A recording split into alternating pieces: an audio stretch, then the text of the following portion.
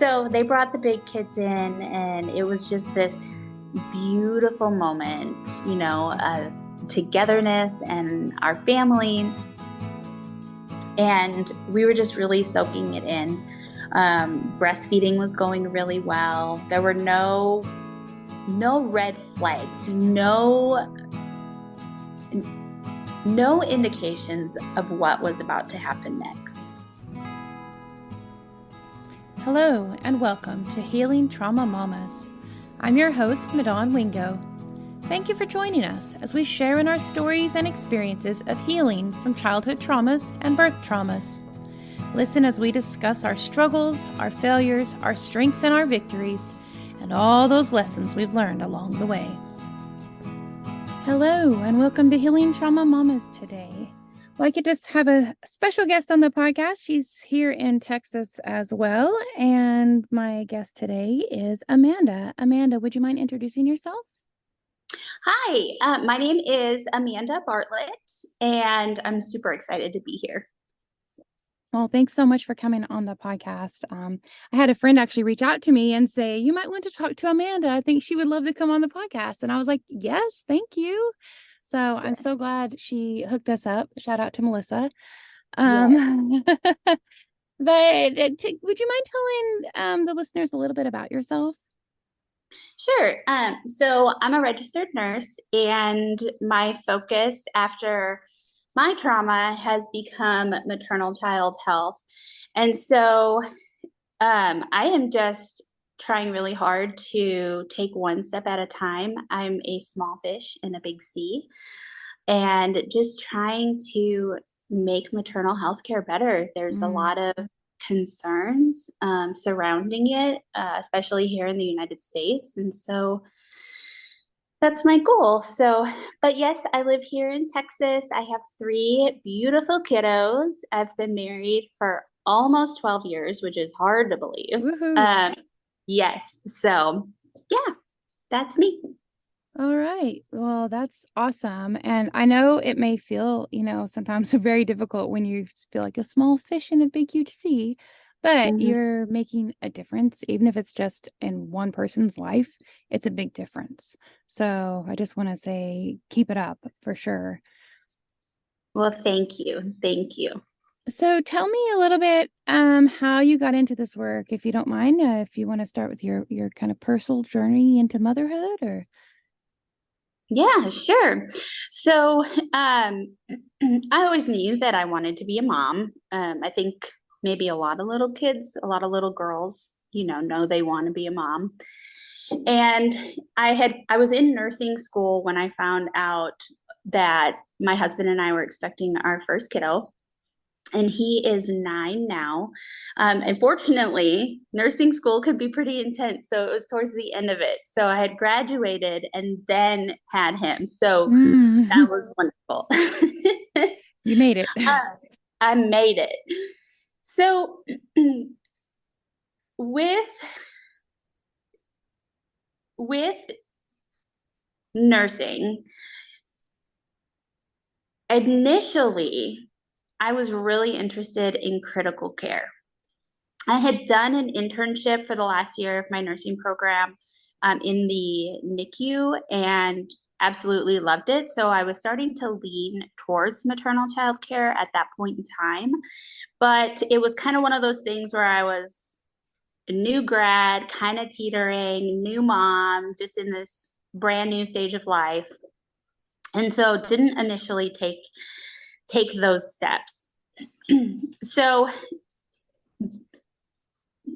growing up as a small kiddo, I had always dreamed of having a natural birth. I wanted to have a water birth. I wanted it to be this beautiful experience. I wanted it to be all natural. And when I was pregnant with my son, his name is TJ. When I was pregnant with TJ, about 35 weeks, almost 36, I went into prodromal labor. So that is just where you contract and contract and contract, and they can't stop it. And So I was having contractions about every 5 to 7 minutes and had been hospitalized twice to try to slow them down. And at that point, it kind of washed out my chances of a natural birth. And, it was, my body was already going through something. I was preterm still. So it was a little disappointing. But, I had TJ. He was born at 36 weeks and 6 days. And we didn't really have any complications. My doctor did decide to induce at that time just because towards the end, into the 36 weeks, my blood pressure started to spike. Mm-hmm. So at that time, my doctor just kind of called it and said, I think the best thing to do is induce. So we went ahead and we did that. We did get pushback from one of the doctors. He was the doctor on call, and he was very rude to my husband and I. And he made us feel like we had no idea what we were doing. And like my doctor was just trying to push us off so she didn't have to deal with the complications that I was now developing. And basically, he was just a jerk. Wow. He was just so rude. So my husband at that point in time spoke up, which I just love my husband. He's the type of person who can only take so much, and then he'll be very blunt and he'll be like, okay, so what are we going to do? Very, very much an implementer and a planner. So at that point, the doctor was like, well, it's fine, whatever. I'll just follow what your doctor wants and we'll just induce. So I went ahead and was induced. And then by Saturday lunchtime, I sound like an awful mom. I don't necessarily remember the times that my kids were born. Oh, that's not an awful mom. You're in labor land. I mean, why would you remember times? Right. So TJ was born sometime in the noon hour. And it was a pretty easy delivery. Just a few pushes and he came out. And so there were really no other complications from there. So he was just under a year. And my husband and I started talking about having a second baby. So knowing that things got a little hairy towards the end of TJ's pregnancy, I was kind of already prepping myself, and I felt like the chances of having a home birth were still way out the window at this point in time. So honestly, I didn't even go down that avenue. And I'm glad I did, because with my second kiddo, her name is Sophie. During my pregnancy with her, I began contracting and went into preterm labor when she was, I think, 29 or 30 weeks. And so I was placed on bed rest and was taking progesterone tablets to try to help ward it off and to keep her in as best as possible. So the pregnancy progressed, and I was just trying to do my best to stay on bed rest with a little toddler. And it was super stressful. And I ended up being hospitalized, I think 3 or 4 times because of the contractions. There would be times where my contractions would be 2 to 3 minutes apart. So, and I was having a hard time talking through that, all the things that you look for when somebody is going into labor. So, By 35 weeks, I believe, if I'm remembering correctly, my blood pressure started to elevate again. And we just continued with bed rest and like trying to relax. And it was one of those things where it wasn't consistently high, it would just spike every once in a while. And so my doctor wasn't super concerned about it at the time. Mm-hmm. And as a nurse, I was like, okay, it's like, intermittent. It's not something that's like consistent. But so, anyways, with Sophie, I remember I started contracting again. And at this point, I was 37 weeks and 5 days. So I was contracting again, really not feeling well in general.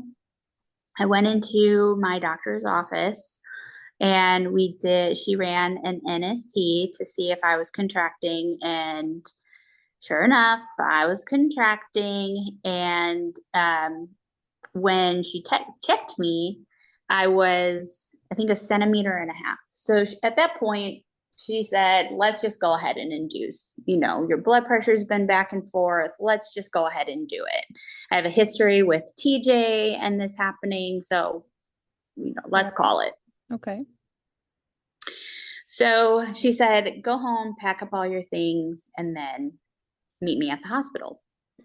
Well, within an hour, I dilated to a 4 when I got my things, went up to the hospital. And so, which was, it was reassuring that my body was able to push itself into labor without medication, just given that I wanted natural birth and things like that.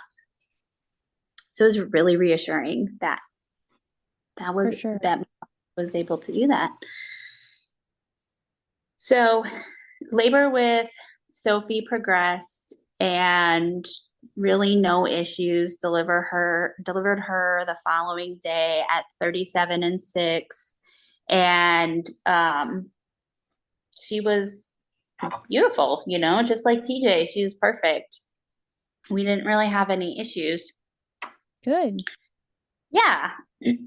So my youngest, there's a little bit of a gap because my husband went back and forth about having an additional baby.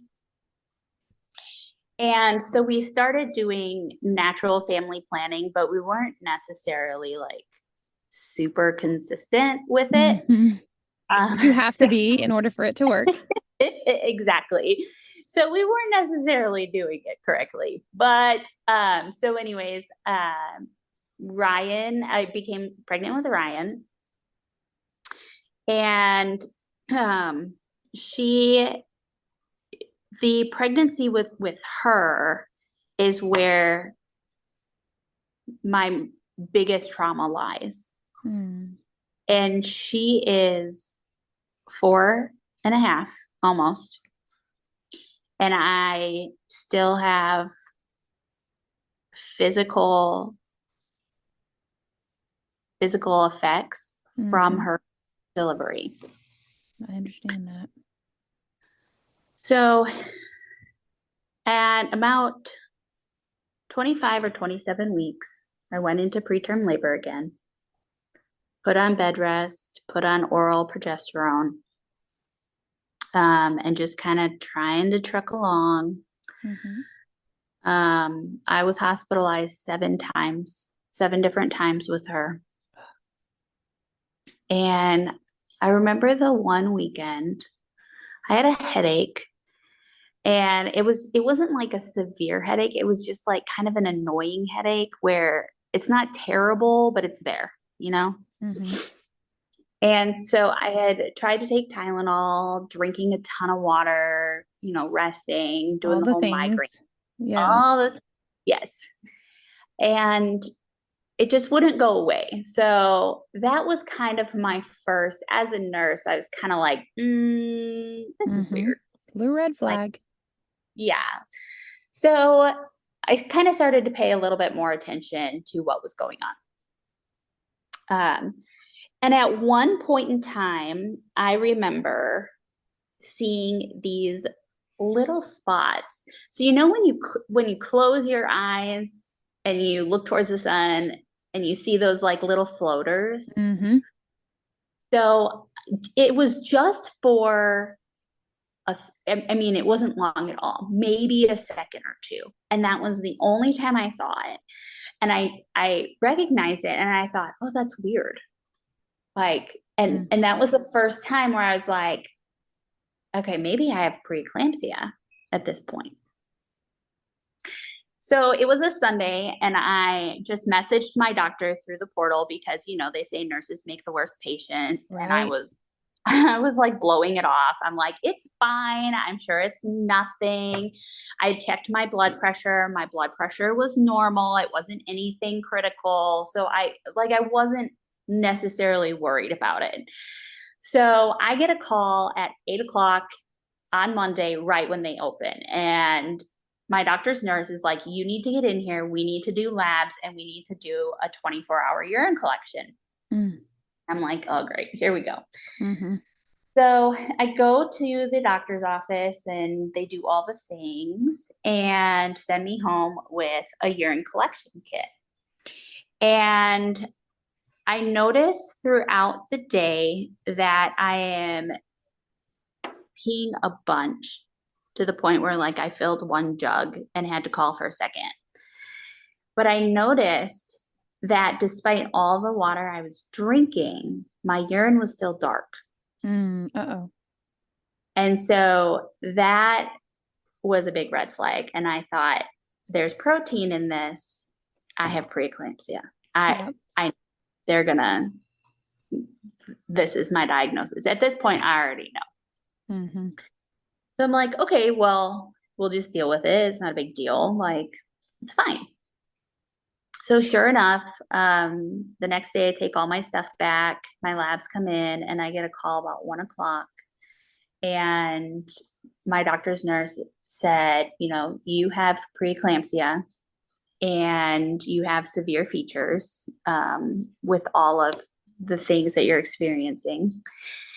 And if you start to feel sick, we want you to check your blood pressure. Anything greater than 130 over, I think it was 90, they said, just go in. If you start to contract anything that you notice, just go in and we're going to induce. So it didn't take long. And by about 1:30, I started to have those contractions again. So I'd called my husband and told him what was going on. And he is in commercial sales, so he travels all over West Texas. And at the time, he was on the west side of Odessa, and we live in Midland. So it takes a hot minute to get back home. Yes. So after my doctor called and I started to feel ill and I told my husband, like, hey, I think you need to come home. Like, this is what's going on. And I knew he was on his way.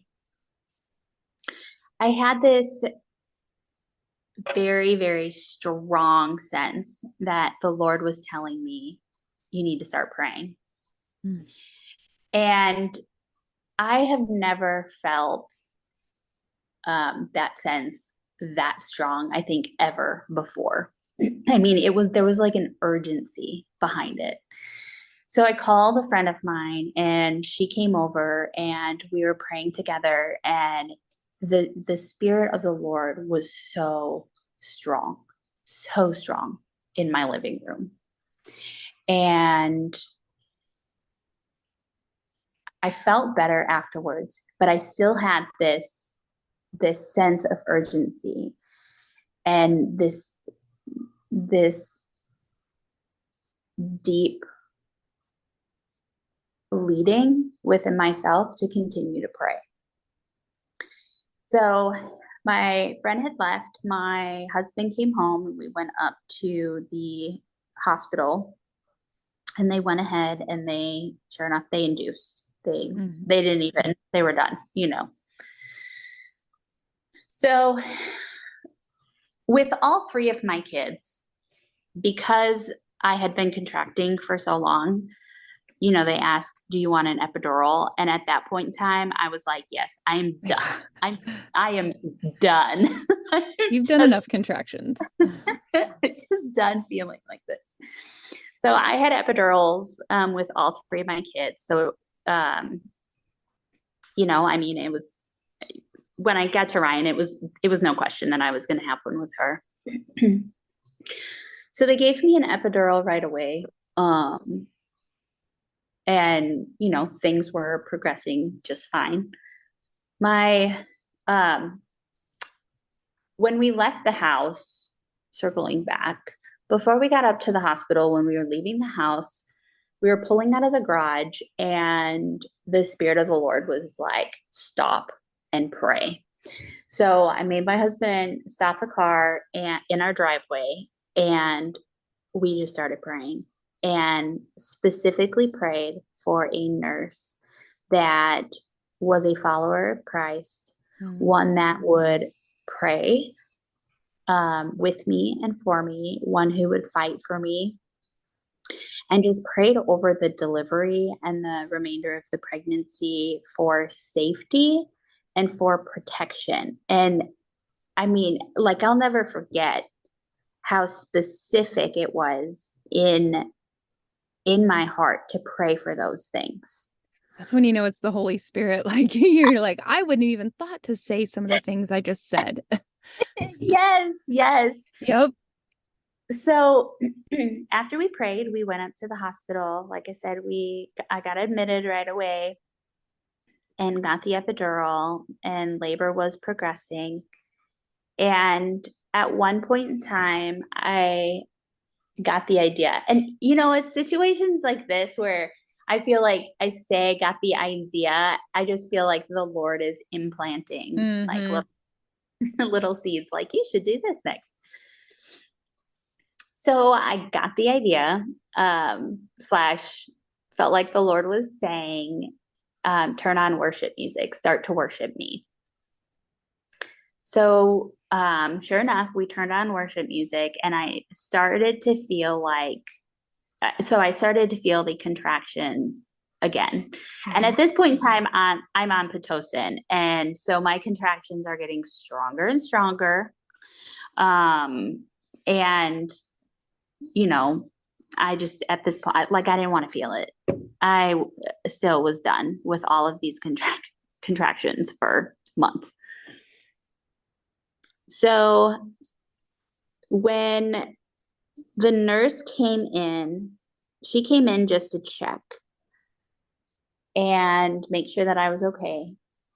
And I told her about, the epidural, feeling the contractions and whatnot.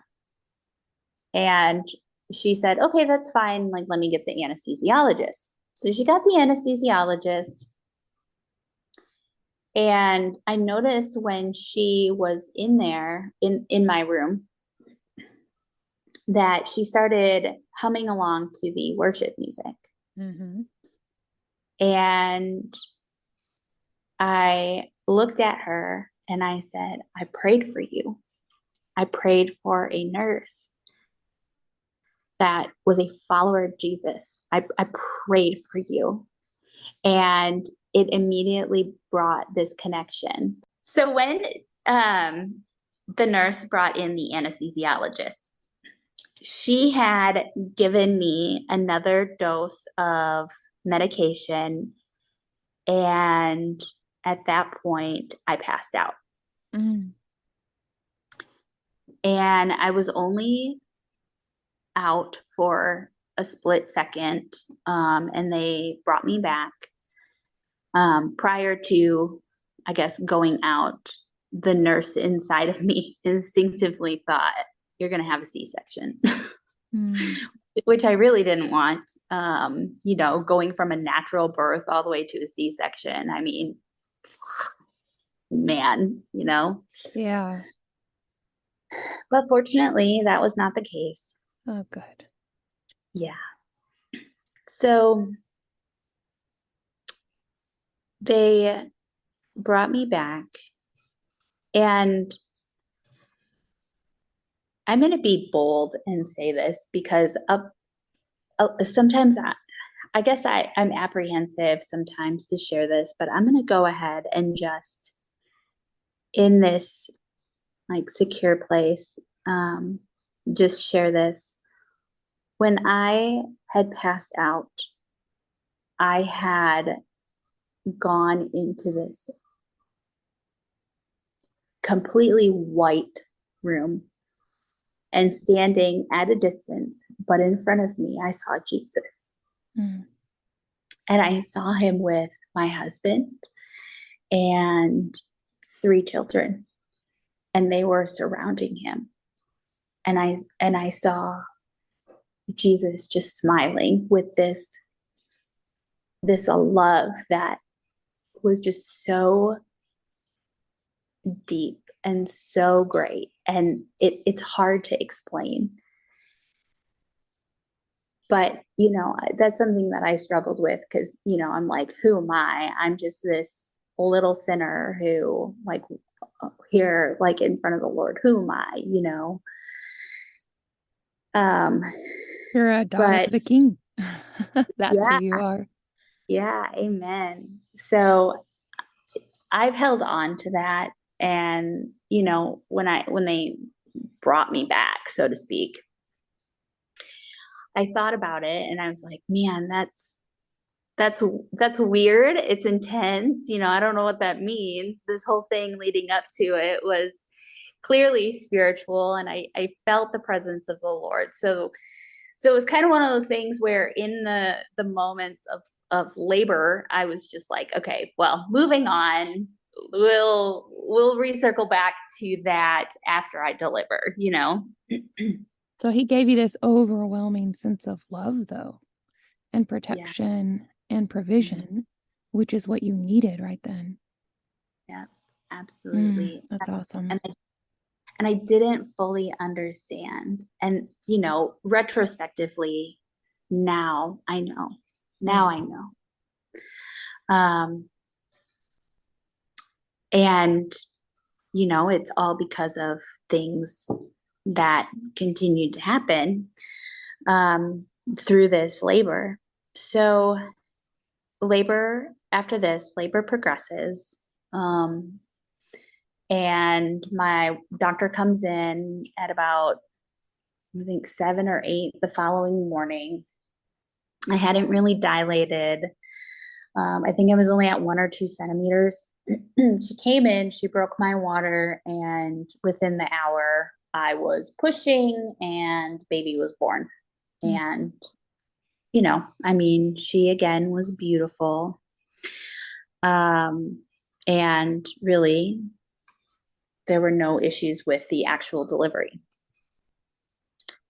So, so I'll never forget after that, after Ryan was born, my doctor came to the head of my bed and she put her hand on my shoulder and she said, well, the good thing is now you're cured of preeclampsia. And, I was like, yeah, thank goodness, because this has been a rough journey. Like, Mhm. I'm just done.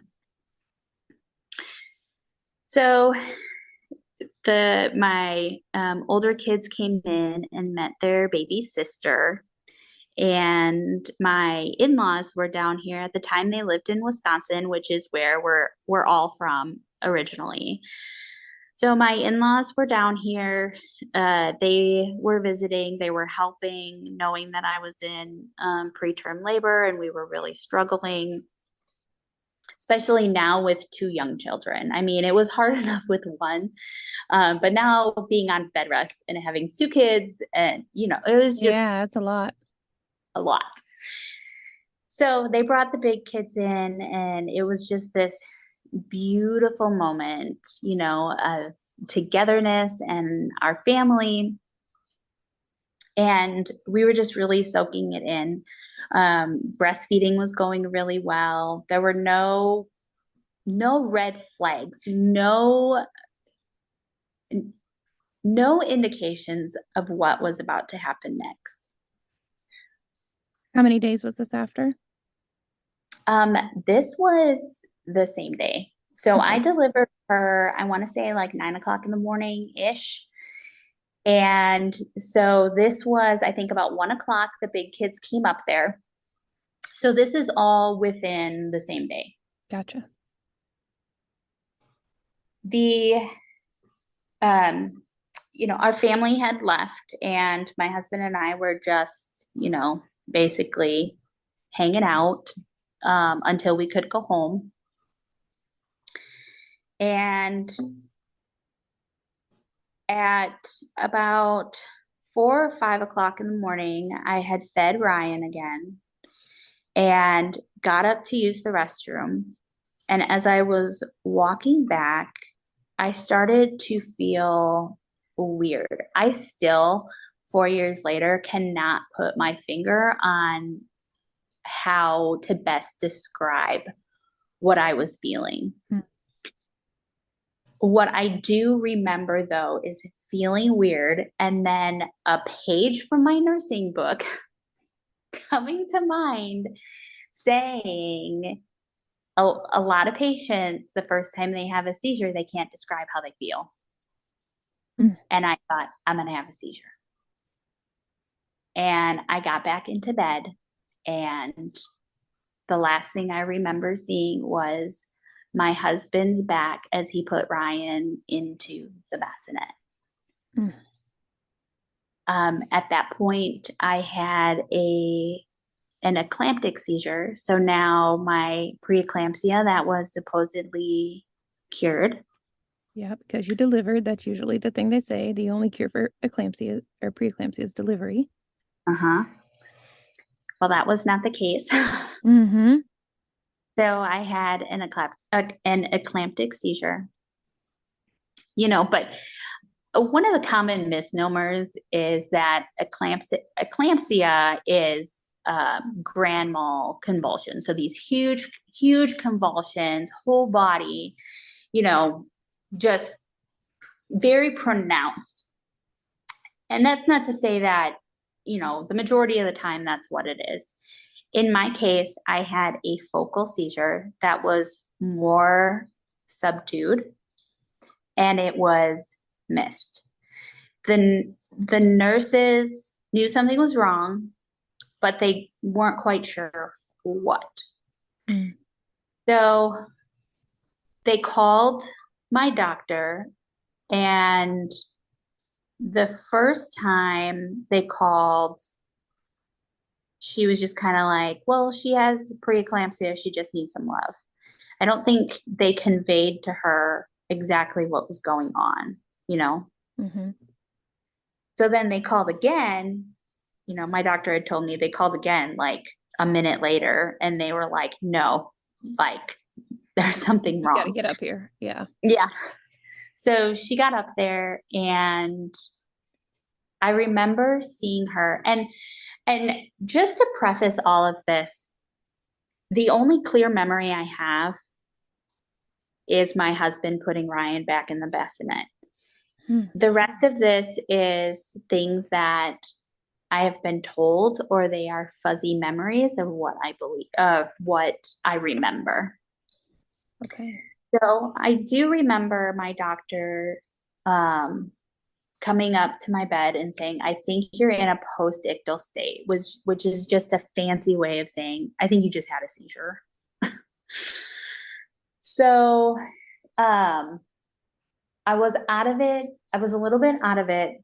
And I guess at that point, they rechecked my blood pressure. And at this point in time, for the first time, it was critical. Okay. It was 160 something over 110 something. I mean, it was critical. So my doctor had hollered out into the hall for a bag of magnesium for it to be bolused so that so it could bring my blood pressure down.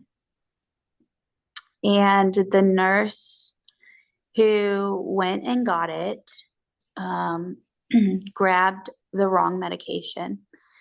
So in their Pyxis, in their medication dispensing thing, their labor and delivery drugs were right next to their anesthesia drugs. There was no separation between the two. So the nurse, instead of grabbing a bag of magnesium, grabbed a bag of ropivacaine. Didn't look at it in the hallway, didn't look at it before it was hung, didn't look at it before it was Don't they have to bolus. scan it? Because it was an emergent situation, it was not scanned. It Okay. was just delivered. But yes, typically you have to, there's all these checks and balances to Right. make that stuff like this doesn't happen. But in emergency situations, people are frantic and hectic and Exactly. yeah. And that's how it was. And so I'm not sure if you're familiar with ropivacaine or if our listeners are familiar with ropivacaine. No, probably not. So go ahead and tell us a little about it. Okay, so ropivacaine is one of the medications that they use in epidurals. It's an anesthesia medication that just helps, it's an epidural, so it helps numb everything out.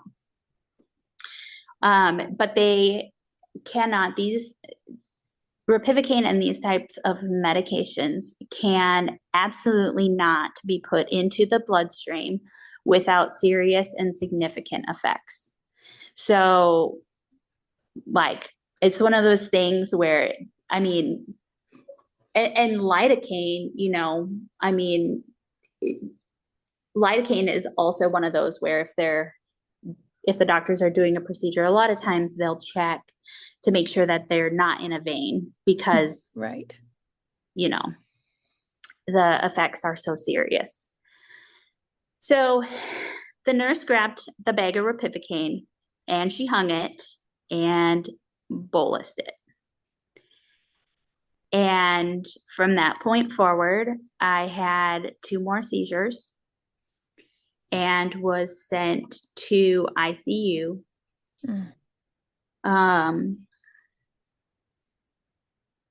When I guess they wheeled me out of the room at this point in time. So what my husband had said was they wheeled me out of the room. They didn't tell him where I was going. They just took him out. They had taken the baby out. They took Ryan out of the room as well. So, and he was shuffled out into the hallway. And he said there were 2 security guards that were placed in front of the door, in front of my door. And so all this stuff was going on. And there's no communication with him. So he sees the baby go out. He sees me go out. And nobody has said anything. So he said he didn't know what to do. So he just went back in the room and he sat down. And he just sat there. And still nobody had said anything. Wow. Hello, Healing Trauma Mamas listeners. I wanted to pause the podcast just for a moment to let you know about the platform that I've been using to create this podcast, Anchor by Spotify. Anchor has been so easy for me to use. As you all know, I've said many times that I'm a very unlikely podcast host.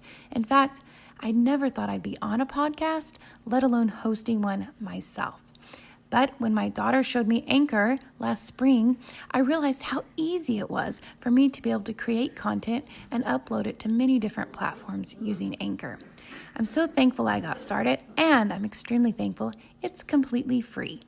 So I think that every single person has something valuable to share with the world. You listening right now have something valuable to share. And all you have to do is download the Anchor app and start your own podcast today. Let me know when you do, and I look forward to listening to it.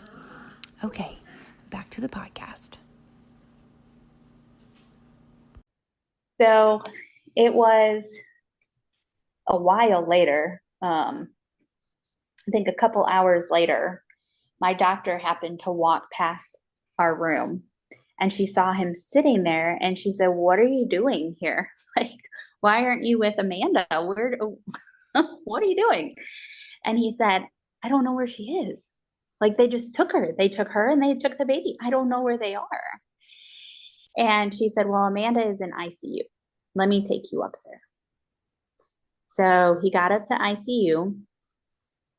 And he said that at that point in time, like, they were still admitting me and whatnot. And the ICU nurse checked what was hanging on the IV pole, and she saw that it was ropivacaine. And so she started, asking questions like, "What is this? Why is this? This is not a medication that should be hanging here. Is this in the, like, what is going on?" Because they had already pulled my epidural, So why is this here? Mm-hmm. Why is it connected to her IV line? So it was at that point in time. So here we are about 2.5 hours or so now. And that was the first time that a medical professional had noticed that I had received ropivacaine through my IV. That's a long time for that bag to still be hung. Yeah. And when you bolus something, it goes in fast. Super fast. That's the whole point of a bolus, is to get that medication into the body as fast as you can. So the ICU nurse caught it and said something, and anesthesia, I guess, came up there pretty quick. And there is an antidote for anesthesia, systemic anesthesia reactions. And so the anesthesiologist came up and she wanted to run the lipids, which is the anesthesia, or which is the antidote. But it had been 2.5 hours since it was delivered. So at this point in time, the damage was done. The antidote is something for any medications. If we have an antidote, we need to give it as soon as possible to decrease the risk of side effects and everything. So what is the risk? What is the damage that it causes? So that is the lasting physical effects that I have. I am still on anti-seizure medications. I have tried to step off of them multiple times. And when I try to step off of them, I have seizures again. So I think, once we were home, it was, I think, 2 days later, I had a focal seizure, but again, nurses make the worst patients. And so I kind of brushed it off and I was like, it's fine. It's maybe just a rebound seizure. I don't know. So then the following day, I had another one and it was a bad one. And my husband was like, "You need to call call the doctor right now." So that opened a can of worms that lasted 3 months. I was hospitalized 3 separate times for seizures. I had one doctor tell me that I needed to be put on Haldol, which is a medication that's used for schizophrenia and has terrible, terrible, terrible, like permanent, lifelong side effects. And I said, absolutely not. I'm not doing that. So we found a neurologist that has really been a good, he's fantastic, but he's in Austin. We have to travel to Austin to see him. But, I continued to have these seizures. And so here's my husband with 3 small children. One of them is a newborn, trying to manage. We have families still coming in and out, trying to help. And we didn't get anything controlled until Ryan was 3 months old. And it feels like those 3 months still were completely stolen. Completely stolen. Do you remember much of it? Mm-mm, Yeah. I don't. I remember clearly Ryan's first tummy time.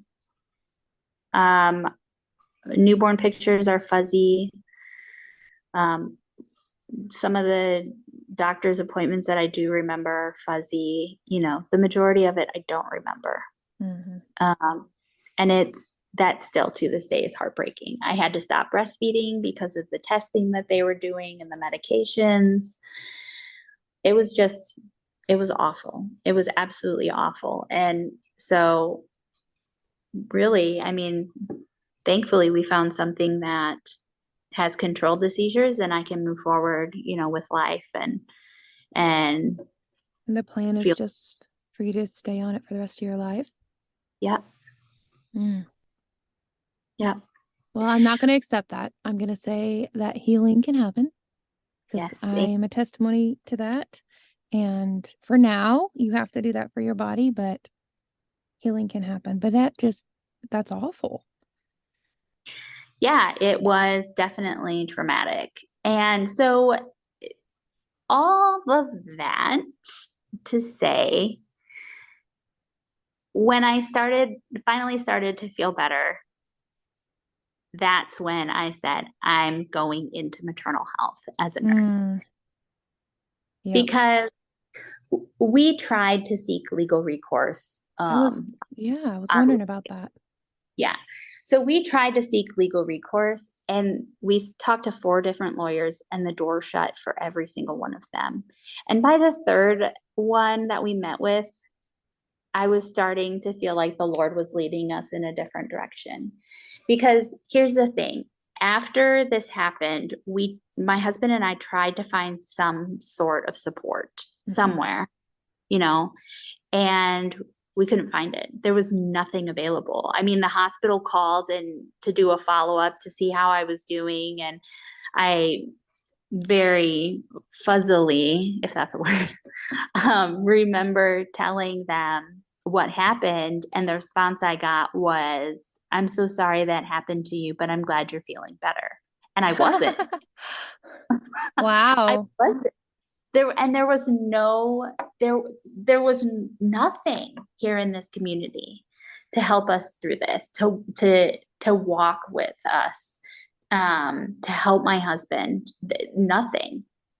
And so by the time we got to the third lawyer, I was like, bottom line, this cannot happen. Mm-hmm. This cannot happen to another mom. This cannot happen to another family. And that's not to say that it's not going to, but that was really the spark that has driven my desire to try to help women and moms in this stage of life, and families, and just be there for them, because I didn't have that and I needed that. My husband needed it, Yeah. So, So I now started. Oh, I'm sorry. Go ahead. Oh, you're good. I started looking into different, different organizations and ways I could become involved, and have really just been doing that since then. Great. So what are some ways that you're involved? So I had, once I was cleared by my neurologist, I did go back to the hospital and I went to the mother baby unit so that I could help both moms and babies, rather than, NICU, which is baby specific, or labor and delivery, which is mom specific. I wanted to help both. So, and I'm currently still there, which I absolutely love. But I just wanted to make a little bit of a difference there, like with my patients, one patient at a time, like you had said, one at a time, Yeah. and yeah. And so it was something that I prayed about going into it. It was kind of like a last minute thing. I stumbled on a job fair, was able to go, got hired right away. And about a month or 2 after I was hired, the hospital had started the Perinatal Advisory Committee, and there were a lot of different policies and procedures that were trickling down from the state level and even the national level, because there had been studies that came out that had shown that maternal health care in the United States is one of the worst systems in a developed country. And I felt like I was like, yes, I feel like I'm a walking testimony to this. And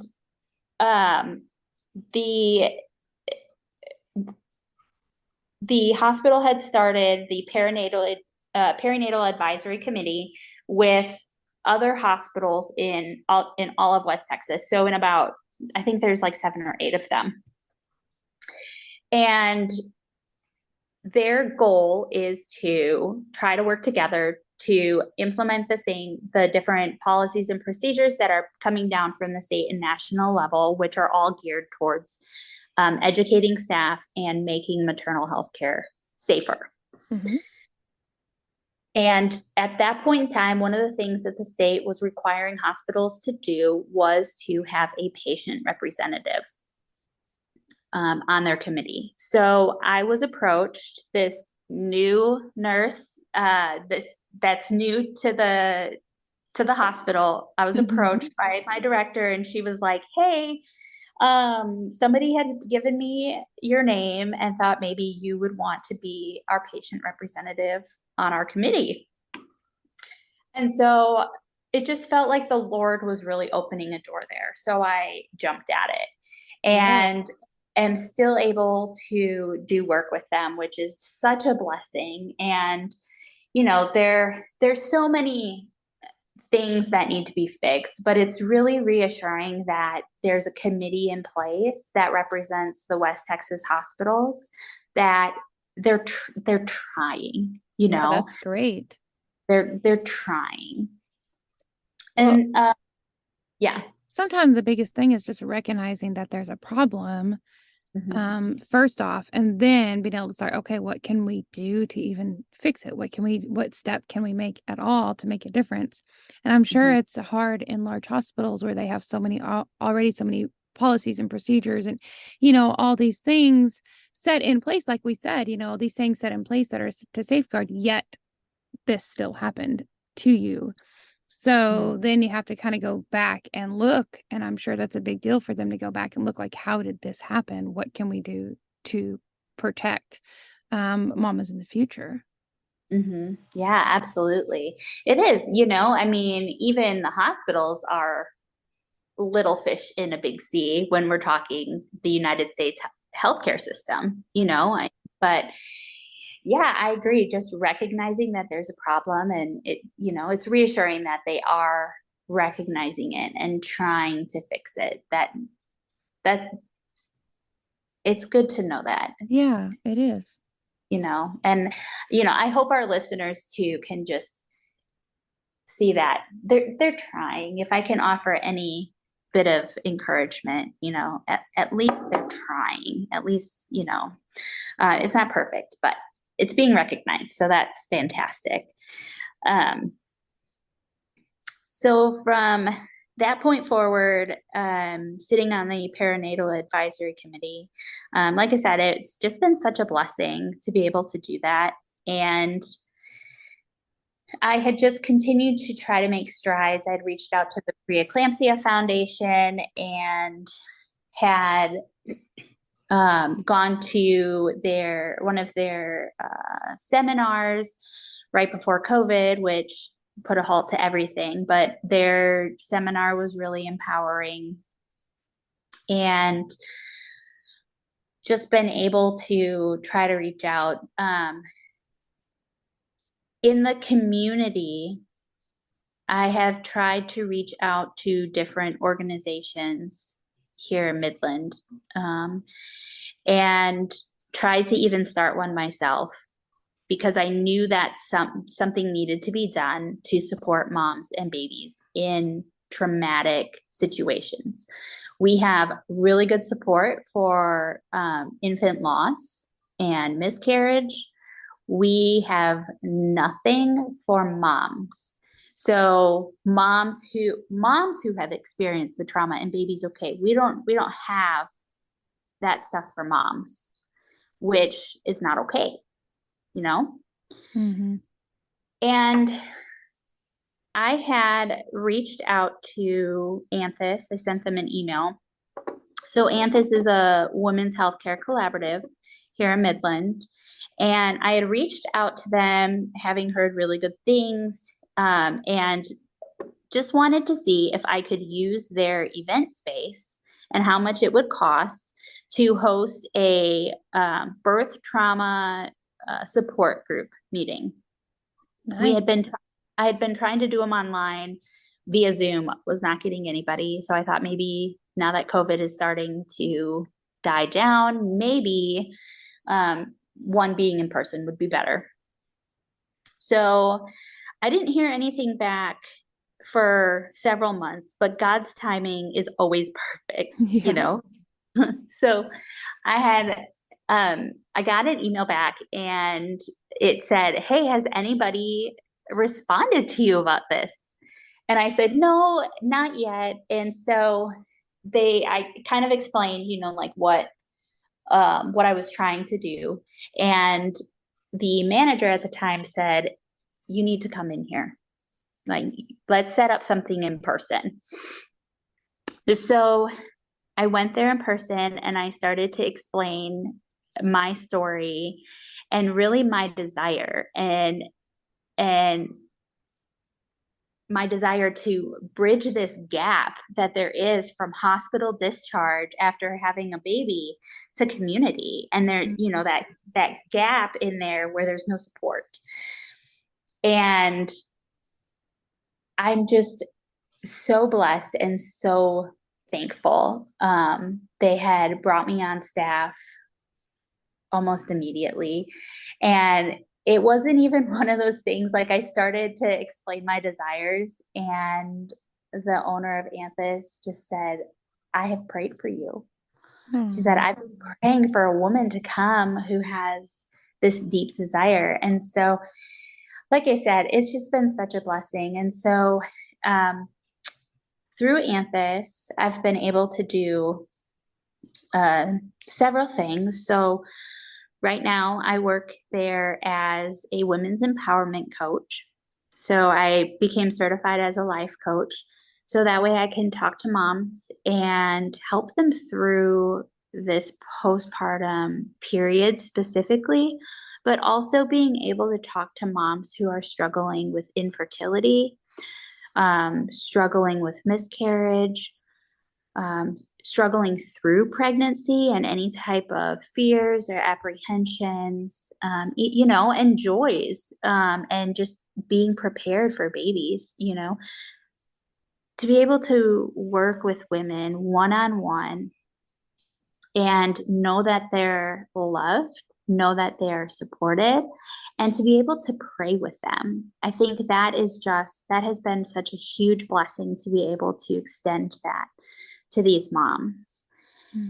And then we have opened up a postpartum support group, which is one of the things that I had been trying to do from the get-go with the organization that I was trying to create. I just wanted to be able to have this group setting. I wanted to be able to say to these moms, "Hey, let's come together as we walk through this same season of life.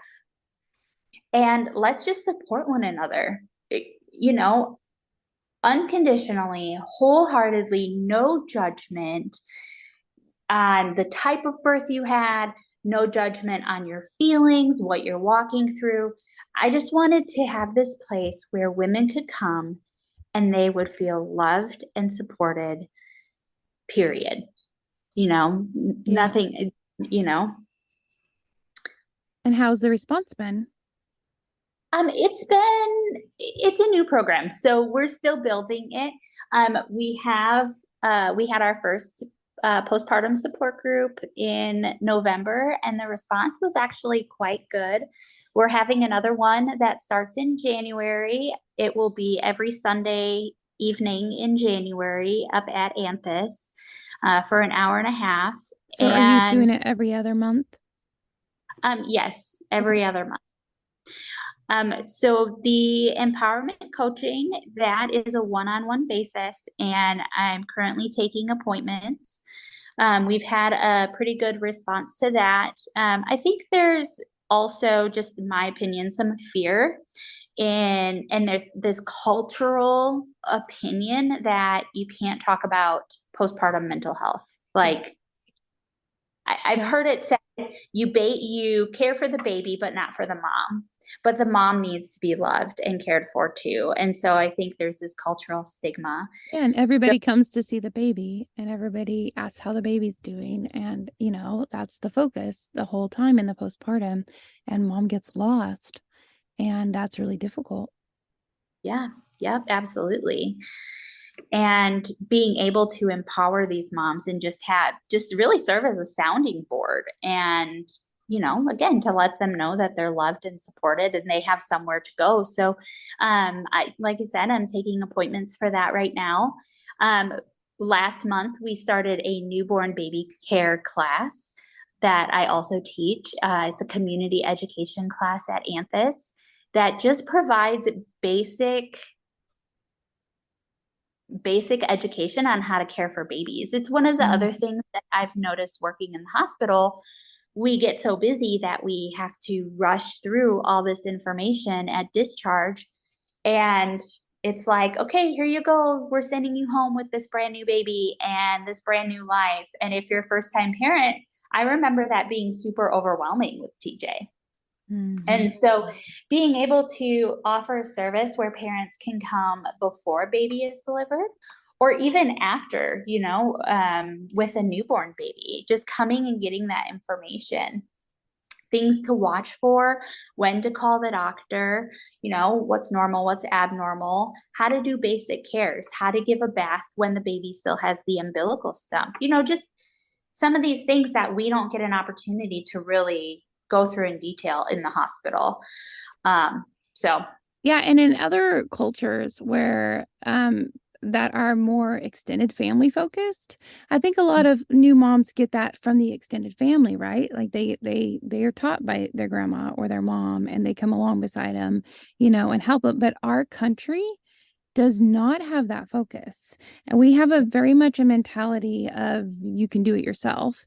And, and you've got this. And so, sure, you're out of the hospital. That means what? You need to rest a few days and then you're back to it, right? That's something, I don't know, it's almost like a badge of honor. Oh, I was back to work within this time frame, or I was back to doing this or whatever. And we don't focus on the resting time and the teaching and that learning curve that comes, especially with newer moms. But even, I remember, like, there's so many things you forget from one child to the next. And then when you have a newborn again, you're like, wait, how do I do this? Yes, absolutely. Yeah. Not to mention you just delivered and the last 24, 48 hours have been a whirlwind and you're trying to take a crash course in newborn care. Yes. And you have the lack of sleep and just all of the things.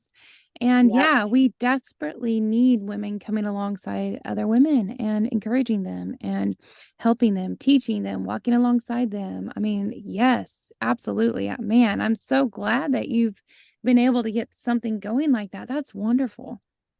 Thank you. And I really, can't take a lot of the credit. I really feel like the Lord has positioned me in this way to help other moms, and that has brought me healing. As I mentioned before, I still struggle with it. I still have moments where, especially around Ryan's birthday, I'm like, okay, this was the day Ryan was born, and this was the day that I had a seizure, and everything went downhill. It's getting easier the older she gets, but to be able to know that there's a service that's being offered through Anthus that can help these moms and that we're trying to make strides and that, we as a community are recognizing that moms deserve more, moms deserve better. It's just really reassuring and really healing in that aspect. That's great. That's great. I love, well, first of all, just the Lord leading you in that direction, but the healing that comes from being able to help others. And, you can't necessarily stop, what might happen in their situation, in their delivery or, what they've already gone through. But Mhm. once they meet you, then you can help, and change the direction or, give so many tips and tools and just help in their healing process. And in turn, that's helping you heal. And Mhm. I love that. I've experienced that myself too. Even just starting this podcast. Yeah. So much has changed and helped. I feel the same way as you do when it comes to my son's birthday. Same thing. I remember, those things that happened. That's the day I was in excruciating pain. That's the day I ripped my pubis symphysis and tore up my pelvis. Um, and just all these things Mm. that come up. And even I'm glad we moved because I actually had trouble with even walking into our bathroom because that's where he was born. Yeah. And I would like it used to be my calm place. I go take a hot bubble bath, and put on a candle, and it was my nice calm place. And after that, it was not my calm place anymore. Even though now, I think I would probably be okay with it now, even though we Mhm. don't live there because I've been able to do a lot of work from a lot of help from a lot of women who, have encouraged me and therapy and all kinds of different trauma Yeah. help and work Yeah. and every time I interview somebody for this podcast I learn something new and it's a new tool for myself as well and I just am so thankful for it. So I love your encouragement on helping others because that's a tremendously gratifying way to work on your healing process. Yeah, thank you so much. And I just love what you're doing with this podcast and giving moms a platform to share their story. There's so much empowerment in being able to share your testimony. And I really think that the Lord works through that and just encourages. I think there's this scripture I think it's in Corinthians. I can't remember if it's one or two, and it talks about how the Lord has given you strength. And with that same strength, you can use your testimony to strengthen others and support and comfort others how the Lord had comforted you. And so I think just what you're doing with this podcast is amazing and really empowering moms and bringing that scripture to life. Thank you. That's the goal. That's that's what it's just kind of turned to. I think I mentioned on a podcast recently that I contemplated for a while because things got a little rough for me, and I was thinking, well, maybe I shouldn't continue this podcast.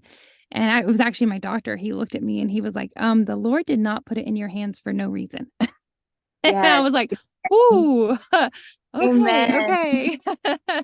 I was like, Yeah. I will continue praying about that and continue in the work and see where it leads. And yeah, it's been a blessing to me to get to hear all these stories and to be able to contact all these moms or have them contacting me and just hear. I mean, we all have such a unity in what we've gone through Mhm. and everybody is on some different spot in their journey and it's so neat that we can all glean something from each one of our stories and our healing process and I love it. It's a blessing to me in order to be able to do it.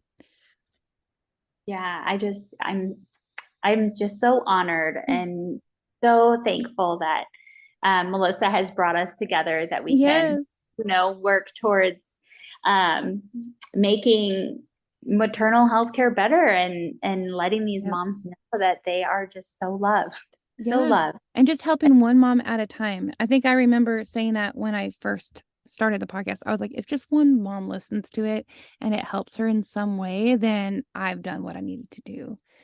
Yep. So and I'm sure you feel that way too. If you just help just one mom make such a difference. Because if you are that mom, that's a huge difference in your life. Yep. Yep. Well, Absolutely. would you mind telling the listeners how can they contact you? Yes. So the best way to contact me and schedule is through the Anthus website, which is anthismidland.com. And under services for coaching, you will see women's empowerment coaching. You can click on that link, read my bio, and then schedule at the bottom. We have individual appointments available, and then we have recently started offering bundle packages where you can purchase more than one visit, schedule more than one visit, and it offers a discount with that. Through the website, you can also go to the support groups, and that will bring up the postpartum support group. And again, you can sign up through there. And then the newborn baby class is also through the website as well. And we're actually going to be offering a new service. We're going to be rolling it out hopefully by the end of this week, if not the beginning of next week, where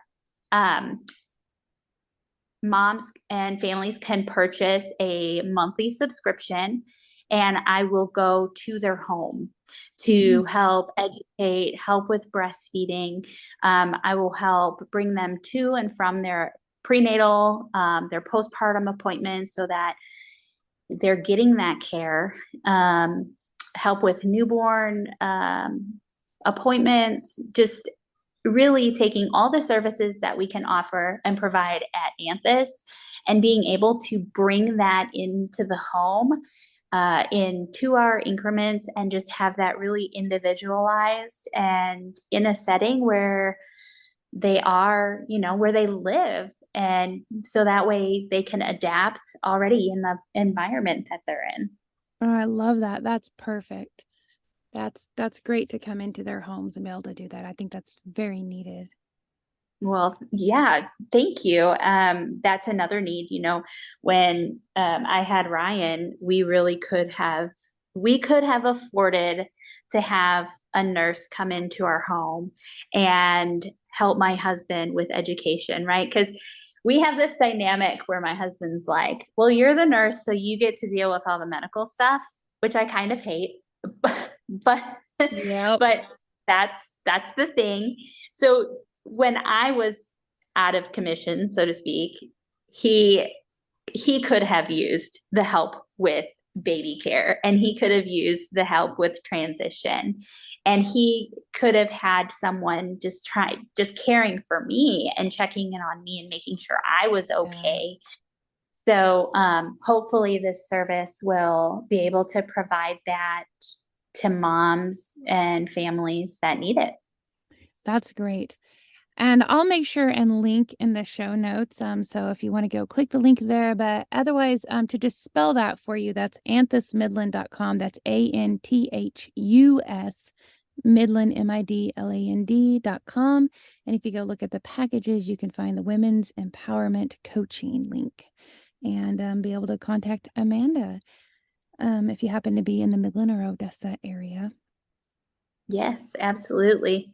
Any last words of advice that you'd like to give? Maybe any mamas who are dealing with a traumatic birth that they had right now and they're in the postpartum. Anything you'd like to share? Yeah, I just want to let you know that you're not alone, and you don't have to walk this by yourself. That there are other moms out there that want to support you, that want to love on you and want to help you through this season. And, we're here for you. There's a lot of moms that are here for you. So whatever you need, there's no shame in it now. Yeah, we're not meant to do this alone. Yep. Yeah, we're meant to be together and come together as a family and community, and that's so vitally important and needed right now. And absolutely reach out if you're a mama in that. It can be easy when you're having lack of sleep and you're just constantly taking care of this newborn, yet you have all this stuff that you need to talk about or deal with, or or even just are struggling at all. That please reach out. Yes. there are people in your area willing to help. And if you don't know how to contact them, you're welcome to reach out to me and I'll help find somebody in your community. Reach out to your midwife, your provider.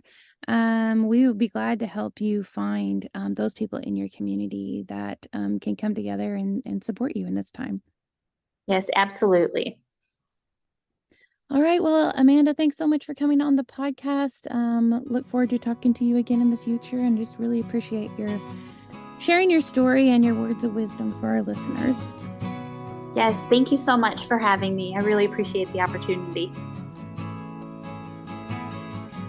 Thank you for listening. May you be encouraged and strengthened by what you've heard today. Remember, you are dearly loved by your Creator, so be who He created you to be. May you go in peace, friends. Till next time, Shalom.